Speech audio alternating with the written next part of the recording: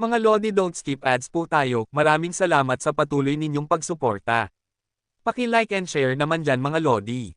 At sa mga gustong mag-donate sa ating GCash or regular na load, mag-comment lang po tayo. Para patuloy tayong makapag-upload ng mga bagong kabanata. Marami pong salamat. Subaybayan natin ang kwento ng isang kabataang nangarap para sa kanyang mga mahal sa buhay. Mula sa pinakamahina tungo sa pinakamalakas. Alamin natin ang kwento ng kanyang buhay. Kabanata 1611 hanggang Kabanata 1620. Kabanata 1611. Sa ere, sina Zhu Yifeng at ang tatlong ibang matatanda ay hindi kailanman iniwanan ng kanilang mga mata si Yehan. Para sa kanila, si Yehan ang alagad na lubos na humanga sa kanila. Ang buong Yaguang domain ay gustong kumuha ng isang mahuhusay na alchemist gaya ni Yehan. Ngunit napakahirap. Nakita ito ni Yehan, at hinimas ang kanyang ilong. Mula sa kaibuturan ng kanyang puso, ayaw niya talagang sumamba sa tatlong magagandang matatandang ito bilang kanyang mga guro. Ang tahasang mga titig ng kabilang partido ay nagpahirap sa kanya na isipin ang kanyang buhay pagkatapos sumamba sa kanila bilang mga guro. Gayunpaman, habang tinitignan ng nakatatandang matanda si Yehan, bigla na lamang, isang tawanan ang narinig sa buong lambak ng gamot. Ha ha ha ha, kailan kaya bumagsak ang Yaogo sa ganitong antas na pati ang mga matatanda ay kailangang kumuha ng mga alagad mula sa labas? Ang boses na ito ay napakamakapal at matalas. Ang taong dumating ay tiyak na isang makapangyarihang tao, kaya narinig ito ng lahat sa lambak ng gamot. Sa isang iglap, lahat ng tao sa plaza ay tumingin sa kawalan. Sa oras na ito, sa isang looban ng Yaogo, si Yao Fentian, na payapang umiinom ng tsaa, ay sumimangot. Ang boses na ito, maaari kayang ang matandang bastos na si Hoyang Zi. Hehe, mukhang ang iyong matandang kalaban ay marahil ay may masamang balak. Sabi ni Qin Wu daw na may mahinang ngiti. Sa sandaling ito, sa kalangitan sa itaas ng plaza, dalawang figure ang biglang lumitaw, at pumasok sa paningin ng lahat sa plaza. Ang mga taong dumating ay isang matanda at isang bata. Mula sa matanda, malalakas na hininga ang patuloy na lumalabas. Sino ba ang inaakala kong? Si Woyang Zi pala, ikaw matandang bastos. Sa isang iglap, si Elder Zhu Feng ay umi-NGOs ng bahagya, at ang mga matatanda ay tumingin sa matandang lalaking lumitaw sa kawalan na may hindi magiliw na ekspresyon. Si Woyang Zi, narinig ko na siya ay isang 8 bituing alchemist, kaya ang binata sa tabi niya ay dapat na alagad ni Woyang Zi, ang henyo sa alchemy na si Lu Tianyang. Bakit kaya napunta ang maggurong ito sa lambak ng gamot? Nakarinig ng mga salita ni Elder Zhu Feng, maraming tao ang unti-unting nalaman ang pagkakakilanlan ng taong dumating. Mayroon lamang 8 bituing alchemist sa buong Yaoguang region. Ito ay si Woyang Zi. Sa sandaling ito, ang mga alagad ng Yaogo ay matalim na tumitig sa binata sa tabi ni Hoyang Zi. Ang henyo sa alchemy na si Lu Tianyang, ito ay isang nangungunang henyo na makakapangibabaw kay Yaogo ng Shaoli sa mga tuntunin ng talento sa alchemy. 8 bituing alchemist, isang ekspresyon ng pagkagulat ang sumili sa mga mata ni Yehan. Nakatitig din siya sa matandang lalaki sa kawalan. Ito ang unang pagkakataon na nakakita siya ng isang alchemist sa ganitong antas. Isang bihirang pag-iral. Pagkatapos, tiningnan ulit ni Yehan ang binata sa tabi ng matanda. Ang lalaking ito ay mukhang kalmado, nakatayo sa kawalan, ngunit bahagyang may ideya na hinahamak ang lahat ng mga alagad ng lambak ng gamot. Ang kanyang tahimik na mga mata ay tila mayabang. Mahina, sa huling yugto ng Concentration Realm, at ang kanyang rango sa Heroes List ay lumampas lamang kay Li Han siya noong una, na nasa ika-12 pwesto. Siyempre, simula nang dumating si Yehan, si Lu Tianyang ay nasa ika-13 na pwesto na lamang. Hoyang Zi, hindi mo na kailangang mag-alala kung paano kumukuha ng mga alagad ang aking Elder Yaogo. Kung wala nang iba, mangyaring umalis sa aking lambak ng gamot. Makikita na hindi tinatanggap ng Yaogo ang pagdating ni Hoyang Zi. Bakit? Ganito ba ang pagtanggap sa lambak ng gamot? Sa itaas ng kawalan, si Woyang Zi ay tumawa ng malamig. Masyadong madaldal, Woyang Zi. Alisin mo ang iyong mga kalokohan, at umalis kung wala kang gagawin. Ako, Yaogo, ay hindi ka kailanman ituturing na panauhin.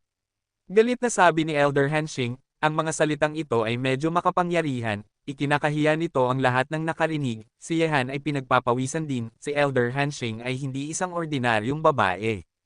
Bakit, kung hindi lalabas si Yao Fentian, posible kayang ang Yaogo ngayon ay pinamumunuan ng isang babae. Sa kalangitan, si Wu Yangzi ay tumawa ng malamig at nagsabi, narinig ko na ang alagad ng Yaogo na si Nan Shaoli ay isang bihirang henyo sa alchemy. Ngayon, dinala ko ang aking hindi karapat-dapat na alagad dito para humingi ng payo. Gusto ko lang malaman kung ang alagad ng lambak ng gamot na si Nan Shaoli ay magtatapang bang makipaglaban. Nakarinig nito, maraming mga mata ang napunta kay Lu Tianyang, na isang henyo din sa alchemy na sikat sa Yao Guangyo, at siya ay dumating upang hamanin si Nan Shaoli ngayon, marahil ay handa na siya. Upang hamanin si Kuya Nan Shaoli, ang lalaking ito ay mahusay sa pagpili ng tiyempo. Si Kuya Nan Shaoli ay kasalukuyang nag-aayuno at umaatake sa 4 na bituing alchemist, paano siya makakalabas para makipaglaban sa oras na ito? Ang alagad ng Yaogo ay walang pakialam na tumingin sa kawalan. Mayroong 2 guro at alagad na sina Hoyangzi. Si Elder Yaogo ay umi-NGOs ng malamig, at nagsabi, Hoyangzi, kung gusto mong hamanin si Nan Shaoli, mangyaring bumalik sa ibang araw. Pagdating ng oras, ako, Yaogo, ay sasamahan ka hanggang sa huli. Bakit? Posible kayang natatakot ang mga henyo ng lambak ng gamot na tanggapin ang hamon. Si Wu Yangzi ay tumawa ng malamig, tumingin sa grupo ng mga kalahok sa plaza sa ilalim ng kalangitan, at mayabang na nagsabi, bilang isang matanda, upang kumuha ng mga alagad mula sa labas, mukhang naubos na ang enerhiya ng Yaogo, at kayo lamang, Yaogo, ang makapapansin sa mga taong ito. Nakarinig nito, ang mga alagad ng Yaogo ay walang pakialam na tumitig kay Hoyangzi. Ang pangungusap na ito ay walang alinlangang year-okan ang mga kalahok sa pagkakataong ito. Matanda, ang iyong alagad ay isang 3 bituing alchemist lamang, anong karapatan mo para maging baliw? Ang magandang mukha ni Elder Hanxing ay nagyelo, sumulyap siya kay Yehan, at nagsabi, Nan Shaoli, wala ba kayong henyo? Talaga, si Wu Yangzi ay tumawa ng malamig, napansin ang titig ni Elder Hanxing, sumulyap din siya kay Yehan, at tumawa ng malamig, siya lang ba, karapat-dapat ba siyang tawaging henyo? Bukod kay Nan Shaoli, Yaogo, mukhang wala na talagang makukuha. Ang mga salitang ito ay medyo nakakainis kay Yehan, ngunit ito ay negosyo ng Yaogo at wala siyang kinalaman dito. Mas mabuti na huwag manginis ng isang malakas na tao. Hoy, ang batang ito ay napunta na sa lambak ng gamot. Sa sandaling ito, sina Qin Wu Dao at Yao Fengtian ay magkasama sa isang gusaling kahoy na itinayo laban sa bundok sa lambak ng gamot, at malinaw nilang nakikita ang eksena sa plaza. Natuklasan ni Qin Wu Dao ang figure ni Yehan sa sandaling ito. Nakarinig nito, tiningnan din ni Yao Fengtian si Yehan, at nagulat na nagsabi, matandang lalaki, ang iyong alagad ay isang alchemist din. Kabanata 16:12. Umiling si Qin Wu Dao at nakangiting nagsabi, kung tatanungin mo ako, gusto ko ring malaman, pero itong matandang lalaki ay ayaw talagang magpakita ng kanyang mukha, natatakot ako na hindi hahayaan ni Wu Yangzi na ganito kadali ito. Kalimutan na natin, hayaan na silang magkagulo. Sinulyapan ni Yao Fengtian ang 3 matatanda, sina Zhou Feng at iba pa, sa ere, at biglang nakaramdam ng sakit ng ulo. Sa buong mundo, ang aura ng mga disipulo ng Yaogo ay tila napigilan ng master at apprentice ni Hoyangzi. Sa paghamon ni Hoyangzi, sa mga disipulo ng Yaogo, maliban kay Nan Shaoli, natatakot akong walang ibang disipulo. Walang makakatalo kay Lu Tianyang. Sa sandaling ito, nagkatinginan ang 3 matatanda na sina Zhou Feng, Ziyou, at Hanxing, at pagkatapos ay tumingin sila kay Hoyangzi at nagsabi, matanda, kung gusto mong humamon, tutulungan ka namin. Kami, Yaogo, ay talagang magaling. Hindi lang si Nan Shaoli ang isang henyo. Talaga, gusto kong makita kung sino pa sa Yaogo ang maituturing na henyo bukod kay Nan Shaoli. Malamig nang umisi si Wu Wazi, at ang kanyang mga mata ay damapo sa mga disipulo ng Yaogo sa buong mundo. Ngunit ang mga mata ng 3 matatanda na sina Zhou Feng ay napunta kay Yehan sa sandaling ito, at ang mga disipulo ng Medicine Valley ay tumingin din kay Yehan. Gamit ang talento ni Yehan sa paggawa ng 3rd grade pills, dito, marahil siya lang ang makakapangahas makipagkompetensya kay Lu Tianyang. Nang makita ang eksena, tumawa si Wu Yangzi at nagsabi, maaari kayang gusto siyang ipaglalaban ng Yaogo. Bakit hindi? Malamig nang umisi si Elder Hanxing, tinitigan si Yehan gamit ang kanyang magagandang mata, at nagsabi, bata, kung mapapalabas mo ang matandang ito sa Medicine Valley na nakayuko ang ulo, ipinapangako namin sa iyo ng 3 ang anumang kondisyon. Nang marinig ito, natahimik si Yehan. Ginamon ng Yaogo ang dantian ni Mo Feiwo. Dahil ang kalaban ay lumapit sa kanya, dapat siyang tulungan ni Yehan dahil sa damdamin at dahilan. Gayunpaman, ang mga salita ng tatlong matatanda ay nagpakita rin kay Yehan ng isang oportunidad, tumingin siya sa tatlong matatanda, at nakangiting nagsabi, maglakas loob bang itanong sa tatlong matatanda, anumang kondisyon. Siyempre, binigyan ni Elder Hanshing si Yehan ng isang mapang-akit na tingin, nakangiting sinabi, hanggat mapapalabas mo ang matandang ito sa Medicine Valley na nakayuko ang ulo, papayag kami sa anumang kondisyon. Ang mga salitang ito ay talagang nagpapapaisip ng kaunti, ang mukha ni Yao Fentian, na nanunood sa eksena na hindi kalayuan sa sandaling ito, ay natatakpan ng mga itim na ulap, hindi ko siya babalatan ng buhay. Nang marinig ito, ngumiti si Qin Wu daw at hindi sumagot. Sa katunayan, medyo mausisa rin siya. Si Yehan ay isang alchemist pala. Bukod pa rito, tinawag siya ng tatlong matatanda na sina Hanshing para makipaglaro, at maaaring naabot na niya ang antas ng isang 3-star alchemist. Sana tuparin ng tatlong matatanda ang kanilang mga pangako. Huminga ng malalim si Yehan at lumabas sa ilalim ng titig ng mga nasa paligid. Kapal. Sa itaas ng langit, malamig na umungol si Wu Yangzi, at nagsabi, isang maliit na late-stage Tungyo realm ang nangangahas na hamanin ang isang 4-star alchemist, talagang buhay o kamatayan. Ano? Isang 4-star alchemist? Nang marinig ito, lahat sa mundo ay nagulat, at ang kanilang mga mata ay muling napunta kay Lu Tianyang. Naging 4-star alchemist na ba ang kalaban? Sa sandaling ito, ang mga ekspresyon ni Hanshing at ng tatlong iba pang matatanda ay naging pangit. Hindi nakapagtataka na naglakas loob si Wu Yangzi na humamon, ang kalaban ay handa na. Nang ibunyag ni Wu Yangzi ang pagiging 4-star alchemist ni Lu Tianyang, lahat sa paligid ay nagulat sa mga salita, at maging ang mga mukha ng tatlong matatanda kabilang si De Hanshing ay naging pangit. 4-star alchemist, dapat mong malaman na si Lu Tianyang ay nasa estado pa rin ng konsentrasyon. Kung kaya niyang talagang gumawa ng 4th grade pill sa estadong ito, ang ganitong uri ng lakas ay maiisip. Pareho ito sa paggawa ng 3rd grade elixir. Siyempre, sa tuwing tataas ang antas, mas mahirap gawin ang elixir. Sa kasalukuyan, si Nan Shaoli ng Medicine Valley ay hindi pa naabot ang hakbang na ito. Sa pagitan ng langit at lupa, ang mga tinig ng mga salita ay naging iisa. Kung si Lu Tianyang na ito ay talagang naging 4-star alchemist na may ganoong talento at lakas, kung gayon ay wala talagang makakapantay sa kanya dito. Hindi nakapagtataka na naglakas loob si Wu Yangzi na dalhin ang kanyang mga disipulo sa Yaogo para hamanin siya. Lumalabas na mayroon siyang ganoong kumpiyansa. Natatakot ako na kahit na si Nan Shaoli ang lumapit ngayon, wala siyang gaanong kumpiyansa. Ang mga mukha ng mga disipulo ng Medicine Valley ay napakapangit din sa sandaling ito. Kung si Lu Tianyang ay naging 4-star alchemist, ito ay katumbas ng paghahambing sa kanila sa mga henyo ng mga disipulo ng Medicine Valley. At ang kalaban ay naging isang 4-star alchemy master sa estado ng konsentrasyon, ang ganitong uri ng talento, kung si Nan Shaoli ay umabot din sa antas na ito sa kahariang ito, ang mga henyo ng kanilang Medicine Valley ay maaari pa ring magtaas ng kanilang mga ulo, kung si Nan Shaoli ay hindi naging 4-star alchemist sa estado ng konsentrasyon, ang Medicine Valley ay lubusang mapapahiya. Ang matandang ito ay talagang may kakayahan. Sabi ni Yao Fentian. Ngumiti si Qin Wu daw at nagsabi, matanda, mula sa puntong ito, mukhang natalo ka na. Nang marinig ito, sinaman ni Yao Fentian ng tingin si Qin Wu daw, at nagsabi, kalokohan, si Shaoli ay kasalukuyang nag-aalis ng sarili upang maging 4-star alchemist. Sa sandaling lumabas siya sa pag-aalis ng sarili, tiyak na magiging 4-star alchemist siya. Sa sandaling ito, bahagyang kumunat ang noo ni Yehan, kung gayon si Lu Tianyang ay isang 4-star alchemist na, ang ganitong uri ng talento ay talagang pambihira. Bakit, gusto pa bang makipaglaban ng Yaogo sa batang ito? Tumawa si Ho Yangzi, tinitignan ng tatlong magagandang matatanda na may bahagyang kulubot na mga kilay, at tumawa, mukhang ang buong nakababatang henerasyon ng Yaogo ay hindi makakahanap ng henyo, marahil, si Nan Shaoli ay nasa kaharian pa rin ng isang 3-star alchemist. Sinabing ang mga disipulo ng Yaogo ay pangit ang itsura, ngunit wala silang lakas na kontrahin ang mga salita ni Ho Yangzi. Sa katunayan, matapos malaman na si Lu Tianyang ay naging 4-star alchemist na, walang sino man sa nakababatang henerasyon ng Yaogo ang makakatalo kay Lu Tianyang sa ngayon. Yaogo, talagang nakakadismaya ng mga tao.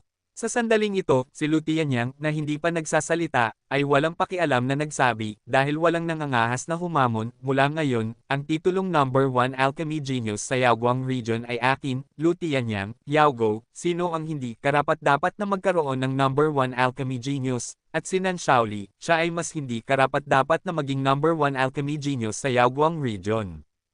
Kabanata 1613. Pagkalabas pa lang ng mga salitang ito, ang lahat ng mga disipulo ng Deyao Valley ay nagalit agad, at ang kanilang matatalas na mga mata ay tumitig kay Lu Tianyang, at ang aura sa mundo ay naging lubhang nakakatakot sa sandaling ito. Dahil sa napakalaking kahihiyan na ginawa ng mga taong dumating sa pintuan, bilang apat na matatanda ng Medicine Valley, ang kanilang mga mata ay kumikislap ng nakakatakot na lamig. Orihinal nilang nais na makipaglaban si Yehan, ngunit matapos malaman na si Lu Tianyang ay isang 4-star alchemist, alam nila na ang antas ng alchemy ni Yehan ay hindi makakapangahas makipagkompetensya kay Lu Tianyang, at ngayon, sa mga bagong henerasyon ng mga disipulo ng Medicine Valley, walang alchemy genius na makakapangahas makipagkompetensya kay Lu Tianyang. Si Lu Tianyang na ito ay naging isang 4-star alchemist na, at walang sinuman sa mga nakababatang henerasyon ng mga disipulo ng Medicine Valley ang makakapangahas makipaglaban sa ngayon. Ito ay isang kahihiyan. Nang makita ang banayad na eksena na ito, lahat ay naisip ito sa kanilang mga puso. Pagkatapos ng lahat, ang Yaogo ay isa sa siyam na makapangyarihang grupo sa Yaoguang Domain.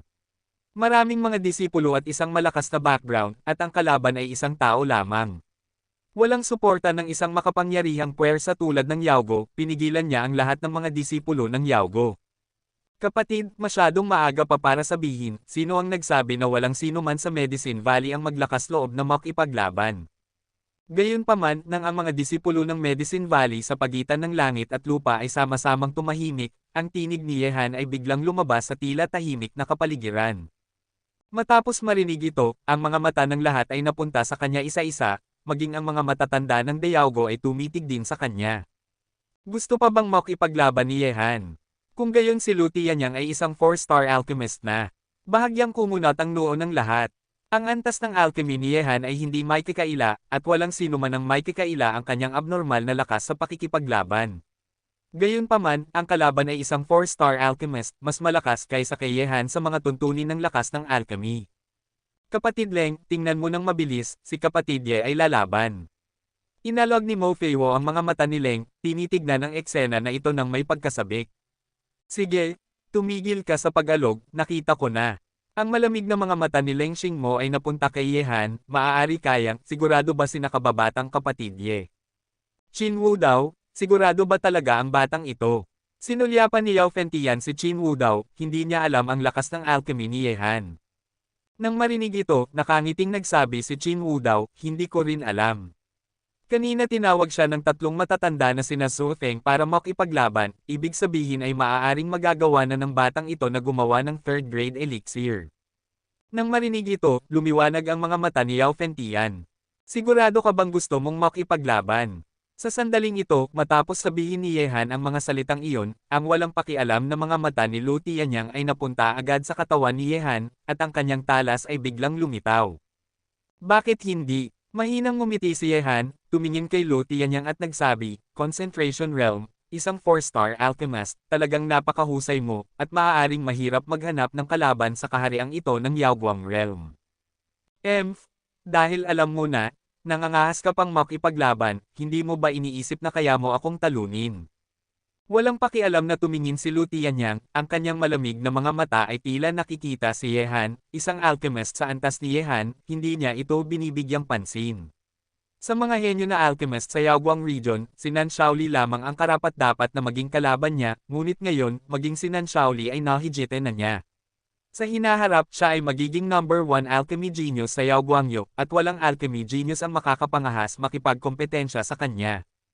Nang marinig ito, ngumiti si Yehan at nagsabi, bakit hindi tayo sumugal, kung kaya ko ring gumawa ng 4th grade elixir, paano kung manalo ako? Ikaw. Tumingin si Lu Tianyang kay Yehan, at biglang tumawa, mukhang talagang hindi mo alam kung paano mamatay, dahil lang sa gusto mong gumawa ng 4th grade elixir, isang pag-aaksaya ng pag-asa. Sa sandaling ito, habang ang mga taong nakarinig sa mga salita ni Yehan ay nagulat, palihim din silang umiling. Paano kaya posible na gumawa ng 4th grade elixir gamit ang lakas ni Yehan? Kailangan ba nitong lalaking ito na maghambog ng ganito? Sumimangot ang disipulo ng Yaogo, maliwanag na hindi naniniwala na magagawa ito ni Yehan. Hindi mo kailangang mag-alala kung kaya mong gumawa ng 4th grade elixir. Kung nangangahas kang sumugal, makikita mo ang resulta. Nakangiti pa rin si Yehan. Mapagmataas na nakababata, Tianyang, tanggapin mo siya. Malamig na umungol si Wo Yangzi, kaya tumango si Lu Tianyang, at ngumiti kay Yehanhan. Sige, susugal ako sa iyo, kung kaya mong gumawa ng 4th grade elixir, matatalo ako. Tumango si Yehan, gumawa ng kilos ng pag-aanyaya, at nagsabi, kung ganoon, sige. Gamit ang walang pakialam na ekspresyon, bumaba si Lu Tianyang mula sa langit at tumayo ng maayos sa tapat ni Yehan. Pagkatapos ay iwinagayway niya ang kanyang mga manggas, at isang itim na alchemy furnace ay lumitaw sa harap niya, at ganoon din si Yehan. Kinuha niya ang kanyang sariling alchemy furnace. Nang makita ito, ang mga puso ng mga tao sa paligid ay nagulat. Gusto talagang sumugal ni Yehan kay Lu Tianyang. Si Lu Tianyang ay isang 4-star alchemist, ano ang magagamit niya para makipagkompetensya sa kalaban? Maaari kayang talagang makagawa si Yehan ng 4th grade elixir. Imposible. Nakakagulat na nga na kaya niyang gumawa ng 3rd grade elixir mula sa Netherworld. Kumunat ang noo ni Zui Feng at ng tatlong iba pang matatanda, at ang kanilang mga titig ay nakatuon kay Yehan. Sa sandaling ito, ang lahat ng mga mata mula sa buong mundo ay napunta kina Lu Tianyang at Yehan. Mapapahiya ka sa sarili mo. Malamig na ngumiti si Hoyangzi, at ang Tang Yujing ay gustong gumawa ng 4th grade elixir, na lubos na imposible. Bear. Kabanata 16:14. Inilabas ang nag-aalab na apoy, at kinontrol ni Yehan ang Suzaku Holy Fire. Pagkatapos, kinuha ni Yehan ang mga gamot at itinapon ang mga ito sa peel furnace, at nagsimulang gumawa ng 4th grade peel sa unang pagkakataon. Kahit na sinasabing pagkatapos gumastos ng mahigit 1 buwan sa mundo ng Taoismo, na perpekto na ni Yehan ang antas ng paggawa ng 3rd grade pills sa lahat ng aspeto, ngunit wala pa rin siyang kumpiyansa sa kanyang puso kung gusto niyang gumawa ng 4th grade pills. Gayunpaman, ito ay isang oportunidad para kay Yehan, hindi niya ito dapat isuko, kung susugal siya, maaari siyang magtagumpay. Ang 4th grade elixir na ginagawa ngayon ni Yehan ay tinatawag na Zulian Peel, na itinuturing na pinakamababang antas sa mga 4th grade elixirs. Gayunpaman, kahit na ganoon, hindi ito isang maliit na hamon para kay Yehan. Nang makita ito, malamig na ngumiti si Lu Tianyang, at pagkatapos ay nakita niya na inilabas din niya ang mga apoy na kanyang kinokontrol, at naglagay ng iisang gamot sa peel furnace. Maingat din niyang pinagmamasdan ang mga ito. Makalipas ang ilang minuto, sinimulan ni Lu Tianyang na tunawin ang pangalawang gamot, at tila madali at mahusay niya itong kinokontrol. Mula sa puntong ito, makikita na si Lu Tianyang ay isang 4-star alchemist na sa loob ng ilang panahon, at tiyak na hindi siya isang baguhan. Sa paghahambing, si Yehan ay mukhang mas maingat. Ang mga katangian ng mga gamot para sa paggawa ng 4th grade elixir ay lubhang marahas at makapangyarihan, at ang kaunting paglihis sa pagkontrol ng apoy ay maaaring magresulta sa pagkabigo. Hindi maaaring maging pabaya si Yehan. Pagkaraan ng ilang sandali, sinimulan na ni Yehan na tunawin ang pangalawang halamang gamot. Sa pagitan ng langit at lupa, ang kapaligiran ay lubhang tahimik, walang anumang paggalaw. Sa ilalim ng titig ng mga matang iyon, pagkatapos ng kalahating oras na lumipas ng ganito, natunaw na ni Lu Tianyang ang lahat ng mga gamot na kailangan para sa paggawa ng 4th grade elixir sa likido, at ngayon siya hanggat ito ay pinagsama sa isang peel, ito ay maituturing na isang tagumpay. Nakamit na ni Lu Tianyang ang kalahati ng tagumpay. Ngayon, kailangan na lamang niyang pagsamahin ang ilang uri ng mga gamot na ito upang maging isang peel. Nang makita ang mga kilos ni Lu Tianyang, nanigas ang mga mata ng lahat. Si Lu Tianyang, na malapit ng magtagumpay, ay walang alinlangang nagpakita sa mga tao ng kanyang lakas sa paggawa ng 4th grade pills. Di nagtagal, naramdaman ng mga tao sa paligid ang isang nakakagulat na mabangong gamot na kumakalat mula sa peel furnace, at pagkatapos ay nakita ang mga pills na lumilipad palabas ng peel furnace isa-isa, lahat ay nahulog sa palad ni Lu Tianyang, isang kabuuan ng 13 pills. Qian Peel? Ito ay Qian Peel, ito ay talagang isang 4th grade peel. Nang makita ang mga pills sa palad ni Lu Tianyang, nagulat ang lahat. Kung may mga taong nagduda sa pagiging 4-star alchemist ni Lu Tianyang kanina, ang hinalang ito ay nawala na ng walang bakas, at kaya ni Lu Tianyang na gumawa ng isang 4th grade elixir ay sapat na upang patunayan ang kanyang pagiging 4-star alchemist. Sa sandaling ito, kumunot ang noo ng apat na matatanda ng Medicine Valley, at matagumpay na nagawa ni Lu Tianyang ang 4th grade elixir sa harap ng lahat, na medyo nakaka-stress para sa mga disipulo ng Medicine Valley. Gusto mong manalo sa pamamagitan ng pag-asa sa isang nakababatang lalaki na dumaan sa Netherworld. Gusto kong makita kung bibigyan kanya ng pag-asa sa huli. Sa kawalan, tumawa si Wo Yangzi sa mga matatanda. Nang marinig ito, ang mga mata ng mga matatanda ay muling napunta kay Yehan.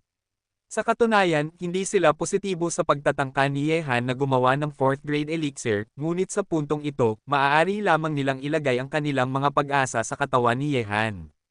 Si Lu Tianyang ay tumingin kay Yehan na may panunuya sa kanyang mukha, pinagmamasdan ang kanyang mga galaw ng may malaking interes. Sa ilalim ng mga matang nanunood, ang bulag na gamot ay nabuo na ng likido sa alchemy furnace sa ilalim ng kontrol ni Yehan. Sa oras na ito, nang ang huling bulag na gamot ay natunaw sa likido, huminga ng malalim si Yehan at bumigat. Ang makapangyarihang mental power ay sumulpot at binalot ang alchemy furnace. Si Yehan ay malapit ng gumawa ng pill. Ito ang pinakamahalagang hakbang. Magtatagumpay kaya siya? Nang makita ito, ang lahat ng mga mata ay nakatuon sa mga galaw ni Yehan. Bigla, sa ilalim ng kontrol ni Yehan, ang alchemy furnace sa harap niya ay biglang nanginginig ng malakas, at ang nakakatakot na mga katangian ng gamot ay tila saysubog na parang magiging nakakatakot na kapangyarihan. Nakita ko ang mga patak ng pawis na dumudulas sa noo ni Yehan. Ito ay, ang ritmo ng pagsabog ng pills. Nang makita ang pill furnace na nanginginig ng malakas, ang mga mata ng lahat ay nanigas sa isang iglap, at maging ang mga matatanda ay nag-aalala sa sandaling ito, ngunit, sa kabila nito, ang mental power ni Yehan ay patuloy na sumusulpot ng mabilis, pinipigilan ang nakakatakot na mga katangian ng gamot. Paano magiging madali ang paggawa ng 4th grade elixir, lalo na ang isang nakababatang lalaki na makakadaan sa secluded realm? Tumawa si Wo Yangzi. Ang batang ito, bakit ka nagsisikap na maging matapang? Umiling si Qin Wu daw. Ang paligsahan ngayon ay walang kinalaman kay Yehan. Hindi. Sa sandaling ito, ang mga mata ni Yao Fengtian ay nakatuon, at may mga pagsabog ng liwanag sa mga matang iyon. Nang makita ang binata na nagsisikap na pigilan ang nakakatakot na kapangyarihan ng gamot sa pill furnace, ang liwanag sa kanyang mga mata ay naging mas maliwanag pa. Higit pa rito, mahirap hulaan, hindi ko alam kung ano ang iniisip ko. Kapatid Leng, magtatagumpay ba si Kapatid Ye? Ikinuyom ni Mo Feiwo ang kanyang maliliit na kamay, kinakabahang tinitignan si Yehan, na pawis na pawis. Hindi nagsalita si Leng Xingmo. Sa sitwasyong ito, si Yehan ay mas malapit sa tagumpay. Mahirap. Pagsasama-sama. Ang nakakatakot na mental power ay sumulpot ng mabilis, uminom si Yehan sa kanyang puso, at ang mga ugat ay sumabog sa kanyang pawis na noo. Kahit na ang pill furnace ay nasa punto ng pagsabog ng pills, hindi pa rin sumuko si Yehan. Unti-unti, sa ilalim ng pagpigil ng nakakatakot na mental power ni Yehan, ang nanginginig na alchemy furnace ay unti-unting kumalma at bumalik sa katahimikan. Sa loob ng alchemy furnace, ang ilang mga likido ay unti-unting natutunaw ng magkasama. Nang makita ito, ang mahigpit na mga mata ng lahat ay lumiwanag, ngunit sa sandaling ito, ang mga pagsabog ng mabangong gamot ay biglang umapaw mula rito. Lumipad ito palabas ng furnace. Nang makita ang mga pills na lumilipad palabas ng pill furnace at unti-unting bumabagsak sa palad ni Yehan, sa isang iglap, ang nakakagulat na mga pagsigaw ay lumabas mula sa mundo, lubhang kumukulo. Kabanata 16-15. Talagang nagtagumpay. Ito ay 4th grade elixir, Blood Lotus Pill. Kahit na ang Blood Lotus elixir ay ang pinakamadali lamang gawin sa mga 4th grade elixirs, ang kaharian ni Yehan ay nasa Netherworld pa rin. Tama iyon, hindi ka panipaniwala ang gumawa ng 4th grade elixir sa Netherworld. Hindi ko pa naririnig ang ganoong bagay sa Yaoguang Realm. Paano ito nagawa ni Yehan? Ang mga disipulo ng Medicine Valley ay mukhang nagulat. Ang tagumpay ni Yehan sa sandaling ito ay masasabing lubos na nalampasan si Nan Shaoli, ang unang henyo ng Medicine Valley, at maging si Lu Tianyang ay nahijitin na niya. Si Lu Tianyang ay nakagawa ng 4th grade pill sa Concentration Realm, ngunit nagawa ni Yehan na gumawa ng 4th grade pill sa Netherworld. Anak ko, talagang nagawa mo. Hindi ko pa nakikita ang isang henyo na alchemist na may ganoong pambihirang talento sa alchemy. Ang mga mukha ng mga matatanda ay nagpakita rin ng isang pagkagulat. Ang tagumpay ni Yehan sa sandaling ito ay simpleng hindi ka panipaniwala. Sinira nito ang kanilang pag-unawa sa mga alchemist at ginawang katotohanan ang imposible. Kapatid Leng, kapatid Ye, talagang nagtagumpay siya, at si kapatid Ye ay magiging isang 4-star alchemist sa hinaharap. Tumalon sa tuwa si Mo Feiwo, ang pagkasabik sa kanyang mga mata ay lubhang malakas, direkta niyang hinaila si Leng Xingmo at tumalon pataas at pababa muli. Ano nga ba ang isang henyo? Isang ekspresyon ng ginhawa ang lumitaw sa malamig na mukha ni Leng Xingmo. Lubos na ipinakita ni Yehan ang salitang henyo. Kahit sa ang aspeto, si Yehan ay lubhang natitirang, at iilang tao ang makakapangahas makipagkompetensya sa kanya. Magkapantay sila. Sa sandaling ito, sina Qin Wu Dao at Yao Fengtian, na hindi kalayuan, ay may mga nakakagulat na ekspresyon din sa kanilang mga mukha. Bilang mga alchemist, at sila ay mga nakakatakot na 8-star alchemists din, alam ni Yao Fengtian na ang tagumpay ni Yehan ay kumakatawan sa kahulugan ni Yehan sa sandaling ito. Ano ang ibig sabihin ni Yehan sa hinaharap ay tiyak na magiging isang nakakatakot na pag-iral na higit pa sa 9-star alchemist, isang ganoong henyo, ang kanilang templo sa Medicine Valley ay medyo maliit. Hehe, matandang lalaki, ang aking estudyante ay hindi masama. Mayabang na ngumiti si Qin Wu Dao dahilan upang kumislap ang mga mata ni Yao Fengtian, at ang liwanag ay lumutang na nagpapapaisip sa mga tao kung ano ang iniisip niya. Imposible, paano kaya nagawa ng batang ito na gumawa ng 4th grade elixir sa Tungyo Realm? Sa kawalan, ang mukha ni Wu Yangzi ay napakapangit. Ang tagumpay ni Yehan ay isang bagay na hindi niya inaasahan. Ganap nitong sinira ang alchemy, ang setting ng antas ng guro ay mas nakakaakit pa kaysa sa nangungunang henyo. Ang mga mata ni Lu Tianyang ay mayroon ding isang hindi mapaniwala ang hitsura. Orihinal, kaya niyang gumawa ng 4th grade elixir sa concentrating state.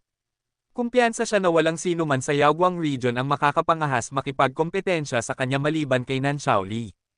Tungkol sa mga taong nalampasan siya, imposible talagang umiral ang mga tao, ngunit ngayon, ginamit ni Yehan ang mga katotohanan upang ipaalam sa kanya na walang imposible. Ha. Wu Yangzi, anong karapatan mo na maging mapagmataas ngayon? Nang makita si Wu Yangzi na may isang maputlang mukha sa sandaling ito, hindi mapigilan ni Elder Hanxing ang pagtawa. Kanina ang matandang bagay na ito ay napakahambog at mapagmataas, pinagtapak-tapakan niya ng husto ang dignidad ng Medicine Valley. Nang makita ang kalaban na nalugi ngayon, ang lahat sa Medicine Valley ay nakaramdam ng paginhawa. Sa pagitan ng langit at lupa, ang mga nakakagulat na mga mata ng lahat ay lumipat mula kay Yehan at napunta kay Wu Yangzi, na dumating upang hamanin ang mga disipulo ng Yaogo, lubhang mapagmataas at makapangyarihan. Wala sa mga disipulo ng Yaogo ang nangahas na makipaglaban, ngunit ngayon ay natalo sila sa paghahambing sa bago at pagkatapos, ang mga kilos ni Wu Yangzi ay maituturing na isang sampal sa mukha at pinahiya ang sarili. Sa sandaling ito, naramdaman ni Wu Yangzi ang titig na itinutok sa kanya mula sa Tiandijan, ang mukha ay nagiging mas pangit. Orihinal, gusto niyang tapakan ang ulo ni Yao Fengtian, ngunit hindi lamang nabigo, kundi inilagay din ang sarili. Yaogo? Binibilang ko kayong malupit, Tianyang, umalis na tayo. Galit na umungol si Wu Yangzi, iwinagayway ang kanyang roba, at umalis ng direkta sa itaas ng langit. Tumingin ng malalim si Lu Tianyang kay Yehan, at umalis din sa kawalan. Nang makita ito, ang pagkagulat sa mga puso ng lahat ay hindi pa rin kumalma. Ginamit ni Yehan ang Netherworld upang gumawa ng 4th grade elixir, na hindi lamang nagpakita ng kanyang walang kapantay na talento, kundi lumikha din ng isang himala. Subalit, sa Yaoguang Domain, hindi pa naririnig na mayroong isang taong makakagawa ng 4th grade elixir sa Tungyo Realm, at si Yehan ang una. Sabay-sabay, ang mga mata ng lahat ay muling napunta kay Yehan. Ang number 1 genius sa listahan ng mga bayani ay hindi lamang isang abnormal na talento sa paglilinang, kundi isang piling tao na natitirang sa ibang mga aspeto. Ang pangalan ng number 1 genius ay ganap ito ay nararapat. Sa sandaling ito, sina Zhu Yifeng at ang tatlong iba pang matatanda ay tumingin kay Yehan ng mas nakalulugod. Ang nag-aalab na liwanag sa mga magagandang matang iyon ay halos nilunok si Yehan, isang ganoong henyo sa alchemy, paano nila siya hahayaang makalayo. Ngayon na tapos na ang kompetisyon, natural na oras na para pumili sila ng kanilang mga disipulo. Nang makita ang eksena na ito, alam ng lahat na ang tatlong magagandang matatanda na ito ay tiyak na hahawakan si Yehan, ngunit sa isang napakalaking talento sa alchemy, anumang alchemist ay malamang na gustong tanggapin siya bilang isang disipulo. Yehan? Ang tatlong matatanda na sina Zhu Feng, Zuyo, at Hanxing ay hindi alam kung sino ang gusto mong sambahin bilang iyong guro.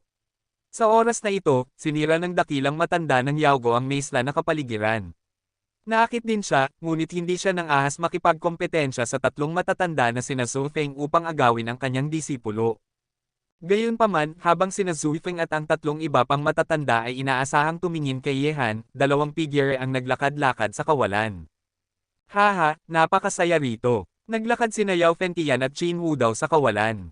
Nang marinig ang mga salita ni Yao Fentian, sina Zhou Feng at ang tatlong iba pang matatanda ay lahat ay mahina na umungol. Si Hoyang Zi ay dumating dito kanina. Ang panunokso ay hindi nakita ang matandang lalaking ito na lumilitaw, ngunit ngayon na umalis ang kalaban, siya naman ang lumitaw. Guro, tumango si Ye Han kay Qin Wu daw na nasa itaas ng kawalan, at ngumiti si Qin Wu daw, magaling ang ginawa mo. Tumingin si Yao Fentian kay Ye Han at nakangiting nagsabi, Bata, sa ngalan ng Yaogo, nagpapasalamat ako sa iyong tulong.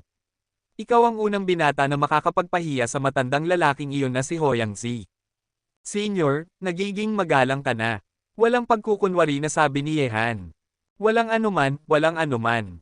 Ikinislap ni Yao Fentian ang kanyang mga mata kay Ye Han, at nakangiting nagsabi, Bata, ngayon ay inaangat kita bilang ikalimang matanda ng Medicine Valley bilang may-ari ng Medicine Valley. Pinag-usapan ko ito sa iyong guro, at pumayag ang matandang lalaki, kaya hindi ka maaaring tumanggi, mabuti, ang bagay na ito ay naayos na ng ganito. Ito ay sinabi ng biglaan, at bago pa magising ang lahat mula sa pagkagulat, ang matandang lalaki ay naging puting liwanag at tumakas. Nang marinig ito, nagulat si Qin Wu daw sa isang sandali, kailan siya pumayag sa matandang lalaking ito. Ang ikalimang matanda ng Medicine Valley. Ang lahat ay mukhang nagulat. Lahat sila ay nagtataka kung may mali sa kanilang mga tainga, at si Ye Han ay mayroon ding isang hitsura ng pagkagulat sa kanyang mukha. Kabanata 16:16 Yao Fentian, bumalik ka sa akin, hayop ka. Bigla na lang, nagalit sina Zhou Feng at ang tatlong iba pang matatanda at itinaas si Ye Han bilang isang matanda. Paano nila tatanggapin si Ye Han bilang kanilang disipulo? Ang tatlong matatanda na sina Zhou Feng ay lubhang nagalit. Ganap silang binuwag ni Yao Fentian. Sa wakas ay umibig siya sa isang disipulo na walang kapantay sa talento sa alchemy. Agad siyang itinaas ni Yao Fentian bilang isang matanda. Na may parehong katayuan sa kanila, paano sila tatanggap ng mga disipulo? Gayunpaman, kahit na ang tatlong matatanda na sina Zhou Feng ay lubhang nagalit, si Yao Fentian ay nawala na, iniwan si Qin Wu daw na nag-iisa na tinitigan ng may galit ng tatlong matatanda. Nang makita ito, hindi naintindihan ni Qin Wu daw na niloko siya ni Yao Fentian. Ang bagay na ito ay walang kinalaman sa kanya. Nawala rin sa langit. Hayop, kung hindi ka magbibigay ng paliwanag ngayon, hindi mo naiisipin na maging may-ari ng lambak. Lubhang nagalit ang tatlong matatanda, at habol na habol sa direksyon kung saan nawala si Yao Fentian. Nang makita ito, ang mga nakakagulat na mga titig sa mundo ay naging tulala, at ang matanda ng Valley Master ay mapait na ngumiti, at ngayon ay tumakas siya, iniwan siya rito para panasan ang kanyang puwit. Pagkatapos, ang mga mata ay isa-isang napunta kay Ye Han, at itinaas siya ng may-ari ng Medicine Valley bilang ikalimang matanda ng Medicine Valley. Ang katayuang ito ay nalampasan ng maraming mga disipulo ng Medicine Valley. Ang kanyang mga disipulo ay napigilan.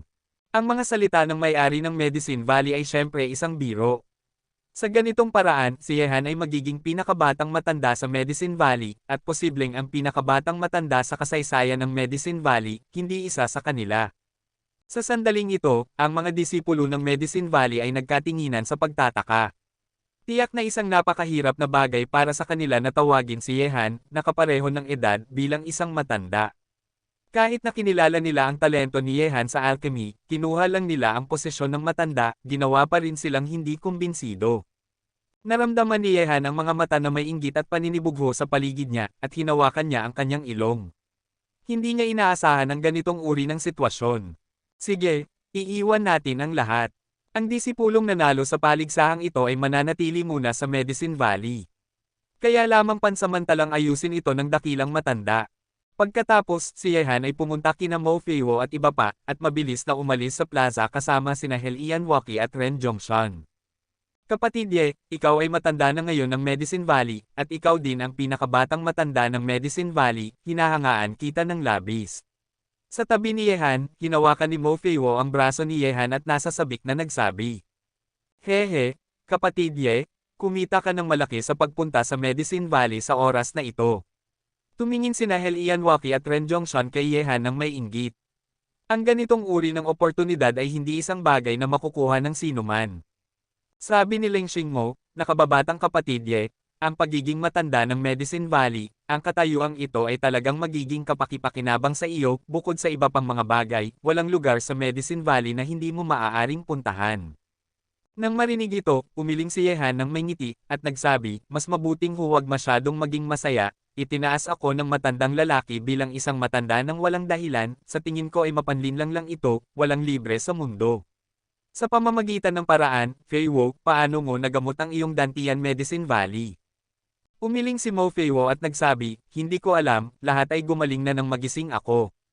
Marahil, ito ang hindi sinasabi na sikreto ng Medicine Valley, at maging ang guro ay hindi ito sinabi. Sabi ni Leng Xingmo. Nang marinig ang mga salita ni Leng Xingmo, sinabi ni Yehan, kapatid Leng, nagpadala sa akin ang guro ng liham para pumunta sa Medicine Valley, nakahanap na ba siya ng paraan para pagalingin ang aking sirang braso?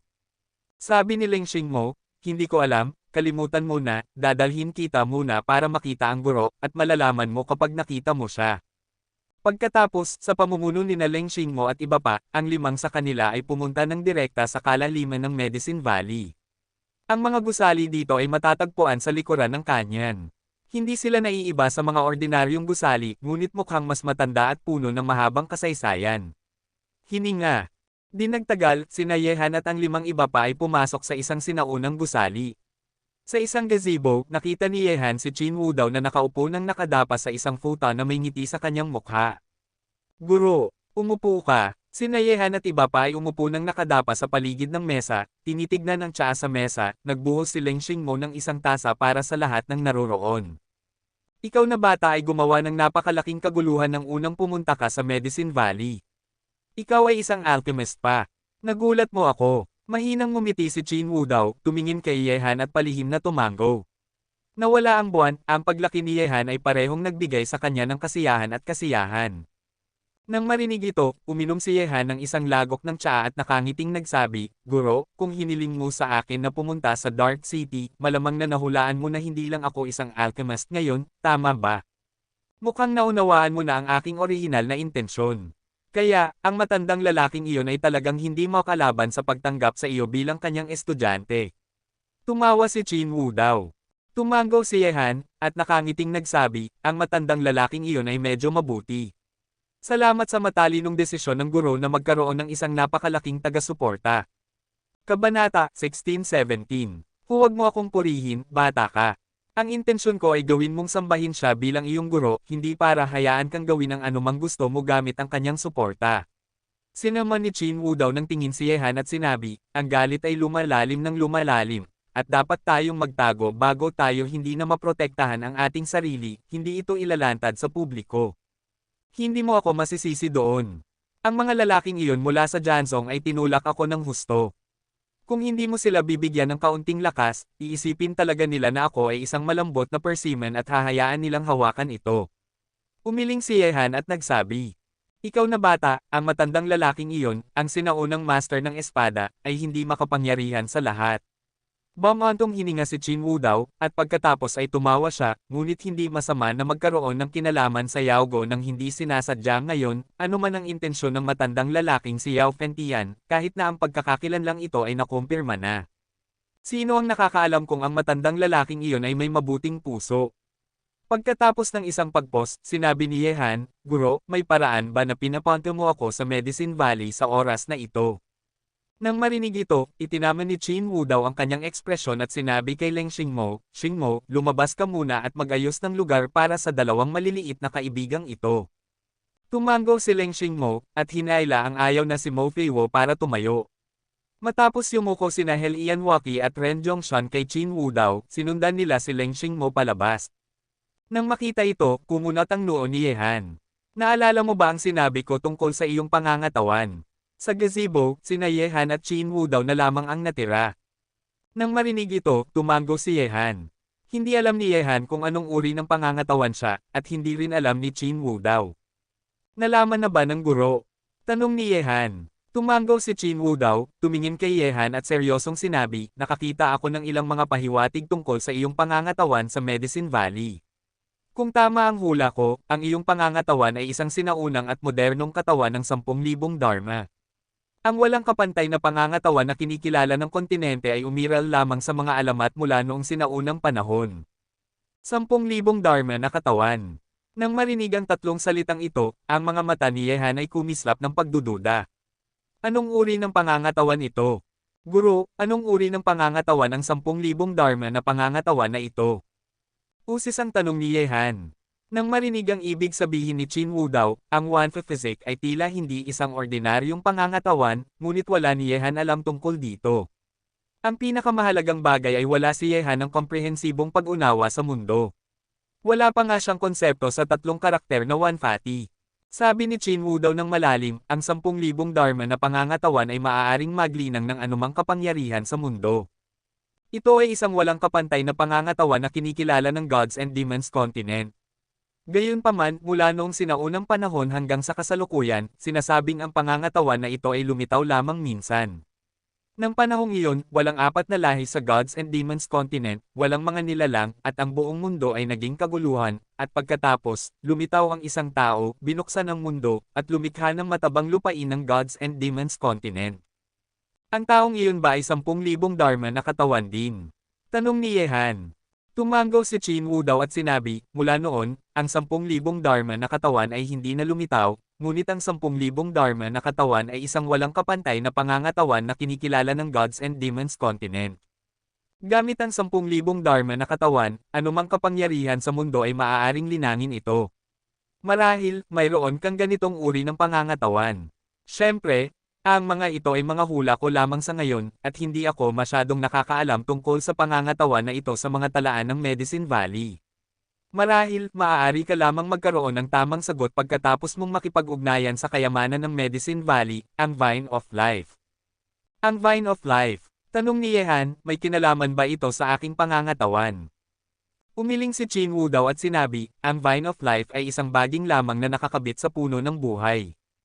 Gayunpaman, ang pagiging nakakabit sa puno ng buhay sa buong taon ay nagpapahintulot sa Vine of Life na maglaman ng kapangyarihan ng buhay.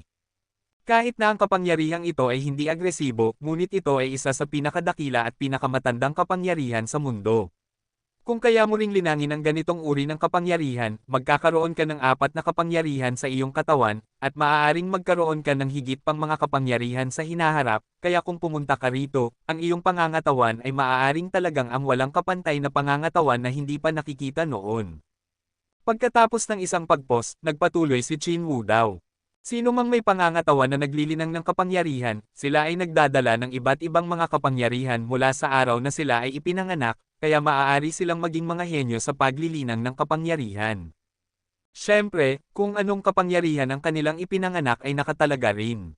Anong uri ng kapangyarihan ang maaari lamang nilang linangin sa hinaharap, at hindi nila magagawang linangin ang ibang mga kapangyarihan, ngunit ikaw ay naiiba. Nang una kitang makilala, mayroon kang dalawang uri ng kapangyarihan, ngunit nilinang mo ang kapangyarihan ng mga demonyo sa Sword Demon Battlefield. Nalinang mo ang kapangyarihan ng buhay, dapat mong maunawaan ang ibig sabihin nito. Nang marinig ito, ang titig ni Yehan ay kumikislap. Ang kanyang sariling kapangyarihan ng metal, kapangyarihan ng yin at yang, at kapangyarihan ng demonyo ay nakuha lahat sa pamamagitan ng paglilinang, hindi likas. Ipinapakita rin ito na hanggat si Yehan ay handa, maaari niya talagang maaari kang maglinang ng iba't ibang mga kapangyarihan sa isang katawan. Guro, naiintindihan ko na. Huminga ng malalim si Yehan. Kahit na hindi sigurado si Qin Wu daw kung siya ay 10,000 Dharma na katawan, si Yehan mismo ay halos nakumpirma na ito. Hindi nakakagulat, siya nga ang 10,000 Dharma na katawan na sinabi ni Qin Wu daw. Dharma Body? Siyempre, kailangang tanungin ni Yehan si Suzaku kung ito ay 10,000 Dharma na katawan o hindi. Sinadyang itinago ito ng matandang halimaw sa simula, ngunit sa oras na ito ay kailangan niyang hayaang magsalita ito. Hindi mo naiintindihan. Umiling si Qin Wu daw at sinabi. Kung ang iyong pangangatawan ay talagang 10,000 batas na pangangatawan, kung gayon ay hindi mo dapat masyadong ihayag. Kapag nalaman ng isang tao ang iyong pag-iral, tiyak na magkakaroon sila ng masasamang intensyon. Nais kong alisin ka, dahil kung ang iyong pangangatawan ay lumaki, ito ay magbabante sa mga kataas-taasang makapangyarihang tao, kaya hindi ka dapat masyadong magarbo, at ang kapangyarihan ng paglilinang ay hindi dapat masyadong ihayag. Nang marinig ito, tahimik na tumango si Yehan. Ito ay tulad ng ilang mga mataas na ranggo na mga tagapangasiwa ay alam na ang isang tao na may walang limitasyong potensyal ay magdudulot ng banta sa kanilang katayuan sa hinaharap, kaya ang tanging paraan ay alisin siya. Gayunpaman, hindi mo kailangang maglagay ng masyadong presyon sa iyo. Ang iyong pangangatawan ay hindi pa rin ganap na sigurado. Pag-usapan natin ang lahat pagkatapos mong hawakan ang Vine of Life. Kung kaya mong linangin ang kapangyarihan ng buhay mula rito, marahil ang iyong sirang braso may paraan. Sabi ni Qin Wu daw. Sabi ni Yehan, Guro, matutulungan ba ako ng kapangyarihang ito ng buhay? Sabi ni Qin Wu daw, ang kapangyarihan ng buhay ay ang pinakamatanda at pinakabanal na kapangyarihan sa mga 10,000 batas sa mundo. Ang mga taong may kapangyarihan ng buhay ay pinag-uusapan na may walang limitasyong buhay tulad ng mga taong may kapangyarihan ng oras, kahit na ang kanilang paglilinang ay mababa, maaari ding umiral magpakailanman sa mahabang ilog ng kasaysayan, at mabuhay ng matagal kasama ang mundo. Napakagaling! Palihim na nagulat si Yehan at nagsabi. Sabi ni Qin Wu daw nang nakangiti, kahit na ang kapangyarihan ng buhay ay makapangyarihan, iilang tao ang makakapagkontrol nito, at ang kapangyarihan ng buhay ay higit pa doon. Gamit ang kapangyarihan ng buhay, hanggat hindi ito isang nakamamatay na pinsala, maaari itong gumaling sa isang iglap, at ang iyong naputol na braso ay maaaring lumago muli sa pamamagitan ng kapangyarihan ng buhay. Kabanata 16:18. Nang marinig ito, isang kislap ang sumilay sa mga mata ni Yehan, at sinabi niya, Guro, ang dantiyan ng babaeng iyon ay dapat na naibalik dahil sa puwersang ito ng buhay, tama ba? Tumango si Qin Wu daw at sinabi, ang babae ay natulog sa ilalim ng Vine of Life sa loob ng 77 at 49 na araw bago unti-unting gumaling sa ilalim ng pagpapakain ng kapangyarihan ng buhay, umaasa lamang sa kapangyarihan ng buhay sa Vine of Life, mahirap para sa babaeng ito na ipasa ang pagsubok na ito. Laway ng body. Tanong ni Yehan, Guro, matutulungan ba ng bagay na ito ang mga practitioner na maibalik ang kanilang dantiyan? Parehong ang laway ng body at ang kapangyarihan ng buhay ay kailangan. Nakangiting sinabi ni Qin Wu daw, pag-uusapan, ang babaeng ito ay maswerte rin, mayroon lamang isang patak ng laway ng body na natitira sa buong Medicine Valley, kung hindi ko pa nasira ang aking bibig, ang matandang lalaking si Yao Fengtian ay tumatanggi pa ring ilabas ito. Nang marinig ito, ang puso ni Yehan ay tumalon, wala na. Ang dahilan kung bakit siya pumayag sa tatlong matatanda na hamanin si Lu Tianyang ay dahil gusto niyang makuha ang gamot para pagalingin ang dantiyan mula sa Yaogo, ngunit ngayon ang laway ng body na makakapagpagaling sa dantiyan ay wala na, at ang huling patak ay ginamit ng babaeng iyon na si Mo Feiwo. Ano bang nangyayari sa iyo, bata? May lungkot sa iyong mukha. Nang makita ang nalulungkot na mukha ni Yehan, nagtanong si Qin Wu daw. Sabi ni Yehan, Guro, alam mo ba kung saan makakakuha ng laway ng body na ito? Nang marinig ito, umiling si Qin Wu daw at sinabi, ang laway ng body ay isang napakabihirang mahiwagang gamot. Ang ganitong uri ng bagay ay karaniwang isang kayamanang hindi matatagpuan. Masyadong mahirap makuha ito. Kung hindi, ang matandang lalaking iyon na si Yao Fengtian hindi man lang gaanong nag-aatubili. Mapait na ngumiti si Yehan. Mukhang ang dantiyan ni Ji Jiuken ay kailangan niyang gawin mismo. Gayunpaman, bago iyon, si Yehan ay mausisa sa Vine of Life, at sa kapangyarihan lamang ng buhay ay matutulungan niya ang iba na maibalik ang kanilang dantiyan. Gusto talagang subukan ni Yehan na makita kung kaya niyang kontrolin ang kapangyarihan ng buhay. Guro, nasaan ang Vine of Life sa Medicine Valley? Tanong ni Yehan. Nakangiting sinabi ni Qin Wu daw, huwag kang mag-alala, maghintay hanggang sa umiwas ang matandang lalaking iyon na si Yao Fengtian sa tatlong matatanda at bumalik. Nang marinig ang mga salita ni Qin Wu daw, si Yehan ay medyo mausisa sa Yao Valley na ito. Mukhang dito, si Yao Fengtian, ang may-ari ng lambak, ay walang kapangyarihang panakot. Nang harapin ang tatlong matatanda, maaari lamang siyang pumili na tumakas. Sige, huwag kang mausisa, manatili ka rito sa ngayon, hanggat ang matandang lalaki ay bumalik, maaari kang magsimula, at hindi mo dapat sabihin sa sino man ang iyong mga sikreto. Ang sikreto ni Yehan ay hindi binanggit ni Qin Wu daw kay Fengtian, isang taong mas kaunti ang nakakaalam tungkol sa ganitong uri ng bagay ay magsasave ng ilang problema para kay Yehan. Huminga ng malalim si Yehan at sinabi, Guro, naiintindihan ko na. Pagkatapos makipag-usap kay Qin Wu daw ng ilang sandali, sa oras na ito, ang dakilang matanda ng Yaogo ay dahan-daang naglakad patungo sa gazebo sa pamumuno ni Leng Xingmo. Hehe, kayong dalawa? Guro at estudyante, ay malaya. Hindi ninyo naririnig ang anumang nasa labas ng bintana. Dahil sa inyo kaya sumabog ang palayok sa labas. Mahinang ngumiti ang matanda, at ang kanyang mga mata ay napunta kay Yehan. Nakangiting sinabi ni Qin Wu daw, dakilang matanda, kayo, Yaogo, ay nagdagdag ng katayuan ng matanda sa aking estudyante. Ngayon ay hindi ko masisisi ang batang ito. Dahil ba gusto mong bawiin ang iyong sinabi? Ikaw na matandang hayop kami, Medicine Valley, ay hindi kailanman nagsasabi ng iba, paano mo ito babawiin. Umiling at ngumiti ang dakilang matanda, naglagay ng damit na pang-alchemist sa harap ni Yehan, tinitigan si Yehan at nakangiting sinabi, 4th grade Phil, ito ang unang pagkakataon na nakakita ako ng isang henyo na tulad mo. Ang dakilang matanda ay labis na nagpupuri. Tayong lahat ay mga matatanda ng Medicine Valley, kaya hihilingin ko sa dakilang matanda na alagaan mo ako sa hinaharap. Nang marinig ito, ang mukha ng dakilang matanda ay naging itim. Ang batang ito ay talagang umakyat sa poste. Gayunpaman, ang pagkakakilanlan ni Yehan bilang matanda ng Medicine Valley ay itinuturing na matatag sa ngayon, at ang lahat ng mga disipulo ng Medicine Valley ay sumabog dahil sa bagay na ito. Si Yao Fengtian ay nagsalita ng personal, maliban na lamang kung magsisisi siya, walang sino man ang makakapagbago sa pagkakakilanlan ni Yehan. Gayunpaman, bilang ang may-ari ng valley ng Medicine Valley, paano kaya si Yao Fengtian ang magbabalik sa kanyang sinabi? Ikaw na bata, marahil kakailanganin kita na alagaan ako sa Medicine Valley sa hinaharap.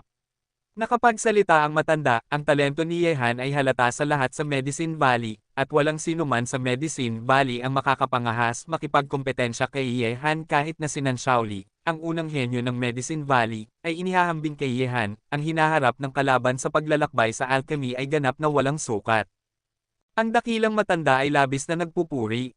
Tumayo si Yehan at nagsabi, Guro, kayo muna ang mag-usap, mauuna na ako. Sige, hayaan mong dalhin ka ni Xingyan para makilala ang lugar na ito. Pagkatapos, sina Yehan at Leng Xingmo ay sabay na umalis sa gazebo. Bago umalis, nagsuot din si Yehan ng damit na pang-alchemist. Nang makita ang likod ni Yehan, naiinggit na sinabi ng dakilang matandang lalaki, kumuha ka ng isa magandang disipulo. Nang marinig ito, nakangiting sinabi ni Qin Wu daw, hindi ba kalahati nito ang kinuha na ng inyong Medicine Valley ngayon? Senior Brother Leng, bumalik ka sa City of Darkness kasama ko pagkatapos nito, ang iyong lakas ay mapapabuti ng napakabilis doon, at sina Dao Tong at Xiao Yuangang ay nasa City of Darkness din. Ngumiti si Leng Xingmo at sinabi, narinig ko na nagtayo ka ng isang puwersa sa Dark City, at gusto ko talagang tingnan, ngunit hindi ba sina Dao Tong at Xiao Yuangang sumali sa Sword Sect? Umiling si Yehan at nakangiting nagsabi, marahil, sa oras na makita mo ulit sila, ang dalawang lalaking iyon ay nakapasok na sa kaharian ng maliit na karangalan. Ano, maliit na karangalan? Kabanata 16-19. Nagulat ang ekspresyon ni Leng Xingmo, at hindi makapaniwalang tumingin siya kay Yehan. Masyado pang maikli ang kalahating taon mula nang maghiwalay sila sa Jianzhong at ngayon ay ganap na silang nakikibahagi. Paano kaya mabilis na umunlad ang lakas ni Dao Tong at Xiao Yuangang? Ngumiti si Yehan at sinabi, maraming bagay ang ipapaliwanag ko sa iyo sa hinaharap, magkakapatid tayo at hindi ko ito itatago sa iyo. Tahimik na tumango si Leng Xingmo, at nakangiting sinabi, nang marinig ko ang sinabi mo, hindi na ako makapaghintay na makilala ang dalawang lalaking iyon. Kung gusto niyang makita sina Dao Tong at Xiao Yuangang, kaya ni Yehan na ilabas sila sa mundo ng Xuanman ngayon din. Gayunpaman, patungkol sa pag-iral ng mundo ng Xuanman, babalik si Yehan sa Dark City bago ito ihayag kina Qin Wu Dao at iba pa. Ang buong Medicine Valley ay talagang napapalibutan ng iba't ibang mga tinig ngayon. Tungkol kay Yehan na naging matanda ng Medicine Valley, ang mga disipulo ng Medicine Valley ay natural na hindi kumbinsido, at si Yehan ay isang tagalabas pa. Dumating siya sa Medicine Valley noong unang araw. Naging matanda siya, at ang katayuang ito ay nagpigil sa maraming mga disipulo ng Yaogo na maituturing na pag-abot sa langit sa isang hakbang. Kahit na si Yehan na ito ay walang kapantay sa alchemy, at siya ang number 1 genius sa listahan ng mga bayani, ngunit ang posisyon ng matanda ng Yaogo ay masyadong mura para sa kanya. Hindi ba? Talagang hindi ko alam kung bakit nagawa ng may-ari ng lambak ang ganoong desisyon. Ngayon, nahuhulaan ni Yehan kung ano ang mangyayari sa Medicine Valley nang hindi iniisip ito. Kung lalabas siya sa Medicine Valley sa oras na ito, ang epekto ay magiging masama. Subalit, dapat muna siyang magtago sa Medicine Valley. Sa makatuwid, pagkatapos umalis kay Qin Wu Dao, hindi lumabas si Yehan, ngunit pumunta sa silid na inihanda ni Leng Xingmo para sa kanya. Suzuko, dapat mong narinig ang sinabi mo kanina, tama ba? Sinimulan ni Yehan na makipag-usap kay Suzuko. Ang matandang halimaw na ito ay dapat na nakakaalam kung ang kanyang pangangatawan ay 10,000 dharma na katawan o hindi. Bata, ang matandang lalaking iyon ay talagang may kakayahan, at nagawa niyang malaman ito.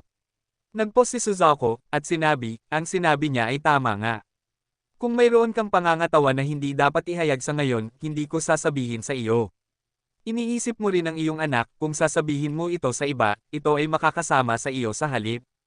Nang marinig ito, itinaas ni Yehan ang kanyang mga kilay at sinabi, kaya ko ring linangin ang kapangyarihan ng buhay. Siyempre, ang 10,000 dharma na katawan ay maaaring maglinang ng 10,000 dharma, at ang kapangyarihan ng buhay ay natural na kasama rito, at ang hula ng matandang lalaki ay hindi masama, ang kapangyarihan ng buhay ay talagang makakatulong sa iyo na muling mabuhay pagkatapos ng isang sirang braso, ngunit sa tingin ko ay maaari kang maghintay, kahit papaano ang paglilinang ng kapangyarihan ng buhay ay isang garantiya para sa iyo na bata, kaya hindi na kailangang magmadali. Sabi ni Suzuko. Ang kapangyarihan ng buhay ay talagang makakapagpapabuhay sa akin na may sirang braso. Huminga ng malalim si Yehan, ang kanyang madilim na mga mata ay tila nag-aapoy, at pagkatapos ng isang sandali ng katahimikan, sinabi niya, ang number 1 sa ilalim ng Emperor of Heaven na binanggit mo noon nasaan ang Divine Feast.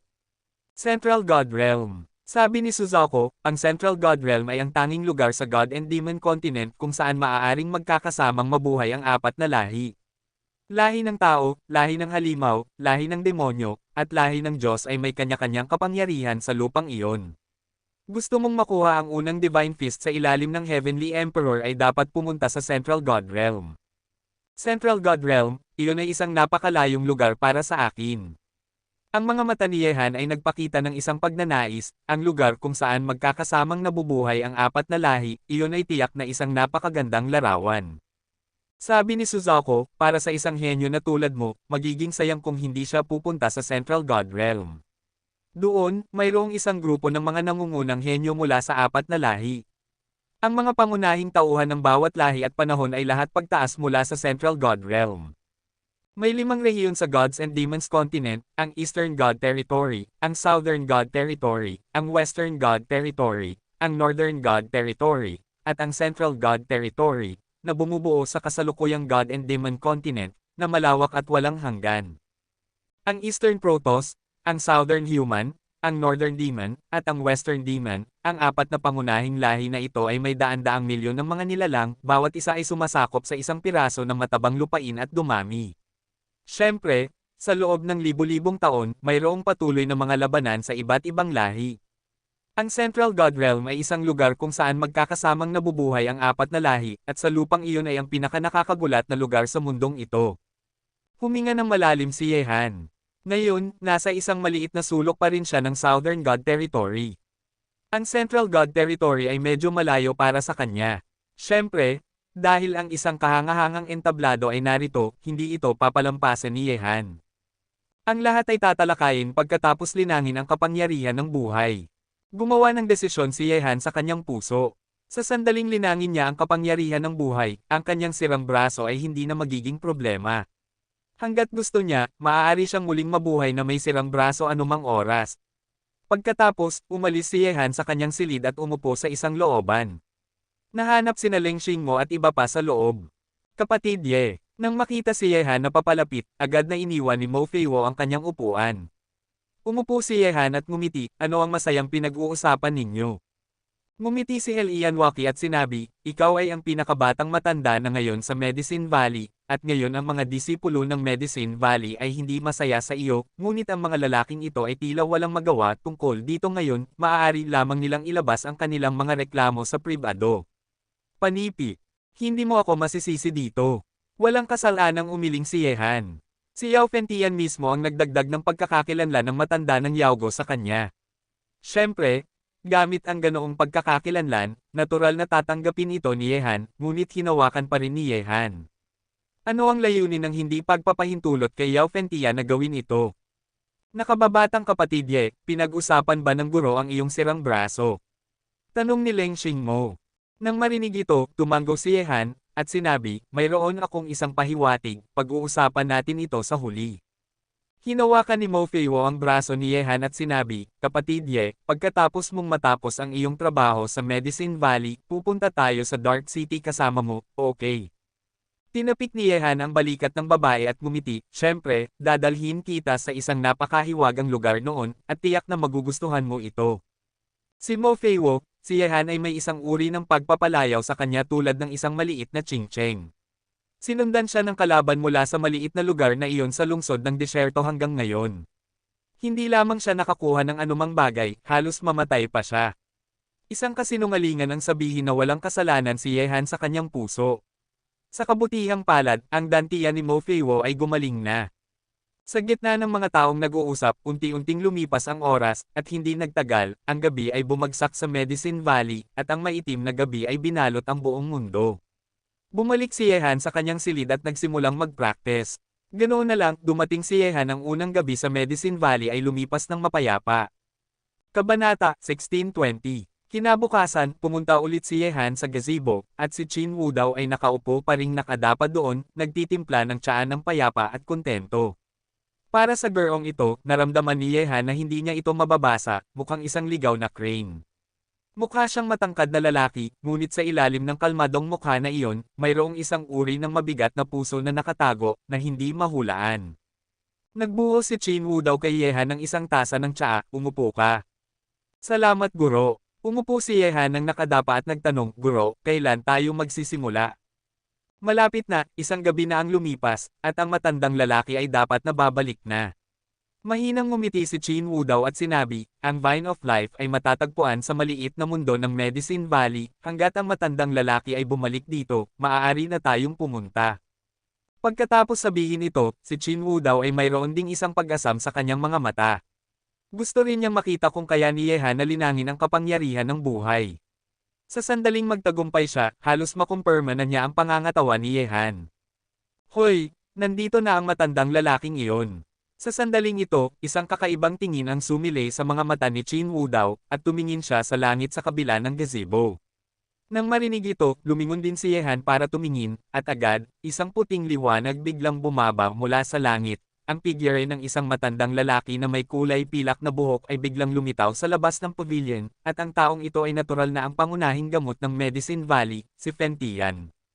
Agad, sa ilalim ng mapanuring mga mata ni Yehan at Qin Wu daw, pumasok si Yao Fen Tian sa gazebo na nakapikit ang mga mata at nakangiti. Tumingin kay Yehan at nakangiting sinabi, "Bata, nasasanay ka pa rin bang manirahan sa aking Medicine Valley? Para sa iyo na bata, kaya kitang itulak para maging matanda ng Medicine Valley sa ilalim ng presyon, paano mo ako pasasalamatan?" Nang marinig ito, inikat ni Yehan ang kanyang mga mata at sinabi, "Senyor, mukhang ito ay ang iyong sariling ideya lamang. Hindi mo kailangang maging ganoon ka magalang, ikaw ay matanda na ng Yaogo ngayon, tawagin mo lang siyang may-ari ng lambak." Ang mukha ni Yao Fen Tian ay mas makapal kaysa sa inaakala ni Yehan, at sinabi niya, "Bata, hindi ako sumasang-ayon sa sinabi mo, ang pagkakakilanlan ng matandang Yaogo ay mas malakas kaysa sa mga disipulo, hindi ba gusto mo?" Mukhang ang tatlong matatandang iyon ay maganda, ngunit sa totoo lang, walang mali sa pagiging kanilang mga disipulo. Mahinang ngumiti si Yehan, at dumilim ang mukha ni Yao Fen Tian nang marinig niya ang kanyang mga salita. Ngumiti si Qin Wu daw sa sandaling ito, "Sige, ano ang iyong plano, matandang kasama, maaari nating pag-usapan ito mamaya, maaari mo bang simulan ang ipinangako mo sa akin ngayon?"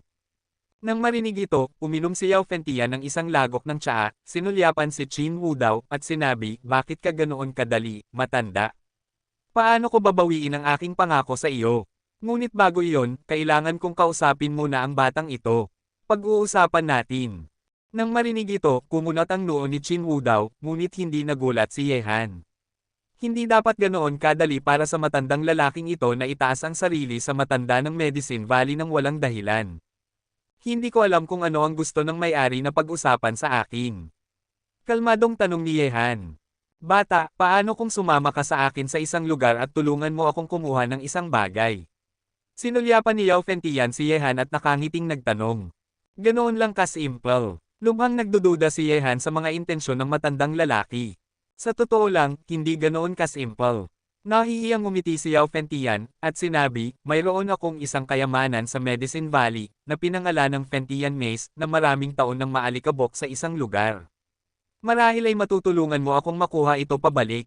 Nang marinig ito, kumunot ang noo ni Chin Wudao at sinabi, matandang lalaki, medyo sobra ka na, paano siya pupunta sa lugar na iyon? Nang marinig ito, itinaas ni Yehan ang kanyang mga kilay.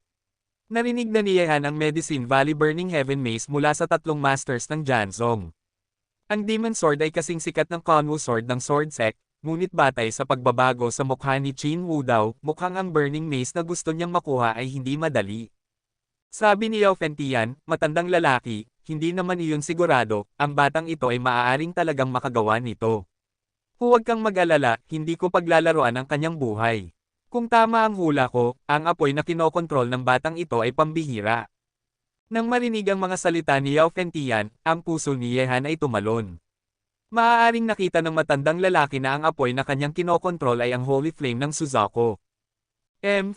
Hindi ko inaasahan ikaw, isang matandang kasama, na magkaroon ng ganoong ideya. Mahinang umungol si Chin Wudao, at sinabi, hindi ka man lang makapasok sa pinakamalalim na bahagi ng pinagbabawal na lugar ng Medicine Valley, dahil lang sa tingin mo ay matutulungan ka niya.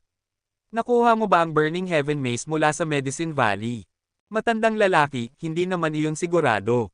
Sinulyapan ni Yao Fengtian si Yehan at sinabi, ang apoy na kinokontrol mo ay hindi ang apoy ng langit at lupa, ang apoy ng langit at lupa ay may sariling espiritualidad, ngunit ang apoy na kinokontrol mo ay iba. Naglalaro ako ng apoy sa buong buhay ko, at sa tingin ko na maging ang matandang lalaking si Go Crazy ay hindi kasing husay ko sa aspektong ito, ngunit hindi ko pa nakikita ang apoy na naglalaman ng ganoong nakakatakot na aura ng halimaw tulad mo. Nang marinig ito, lumiit ang mga mata ni Yehan. Napakatalas ng mga mata ng matandang lalaking ito. Inilabas niya ang Suzaku Holy Flame noon. Maging ang sinaunang baliw ay hindi nakakita ng pahiwatig. At ang matandang lalaking ito ay pinanood lamang siyang gumawa ng elixir ng isang beses. Maaari kang makakuha ng impormasyon. Hindi ko masyadong naiintindihan ang ibig sabihin ng mga salita ni Gu Master. Sabi ni Yehan ng diretso. Ngumiti si Yao Fengtian at sinabi, okay lang kung ayaw mong aminin, bata. Ang iyong apoy ay mas malakas kaysa sa apoy ng langit at lupa. Sa madaling salita, ang apoy na kinokontrol mo ay maaaring makapigil sa apoy ng langit at lupa. Siyempre alam ni Yehan ang puntong ito sa kanyang puso. Nang prangka na sinabi ng sinaunang baliw na ang Suzaku Holy Fire ay ganoon lang, ang galit na Suzaku ay direktang sinabi kay Yehan ang paraan upang mapabuti ang Suzaku Holy Fire. Gayunpaman, hindi alam ni Yehan kung ang Suzaku Holy Fire ay makakapigil sa apoy ng langit at lupa, malinaw. Bata, may daan-daang uri ng mga apoy ng langit at lupa sa pinagbabawal na lugar ng aking Medicine Valley, at ang Burning Mace ng aking Medicine Valley ay nasa loob nito, ngunit walang sino man ang makakakuha nito, kahit ako. Hindi ko alam kung gusto mong tulungan mo ako dito. Ang ngiti sa mukha ni Yao Fengtian ay unti-unting nawala, seryoso siyang tumingin kay Yehan at nagtanong. Nang marinig ito, biglang lumiwanag ang mga mata ni Yehan, may daan-daang uri ng mga apoy mula sa langit at lupa sa Medicine Valley, hindi ba ito ang pinaka-ideal na banal na lugar para sa kanya na magsanay ng 9 transformations of punishing gods? Nang makita na tahimik si Yehan, medyo nag-alala si Yao Fengtian, at sinabi, bata, para sa bagay na ito, ginawa kitang matanda ng aking Medicine Valley at isang miyembro ng aking Medicine Valley. Yao Go, sa hinaharap, kung mayroon kang gagawin, ako, Yao Go, ay natural na hindi mananatiling walang ginagawa, at bilang matanda ng Yao Go, kahit na gusto kang hawakan ng Janzong, kailangan mong pag-isipan ito.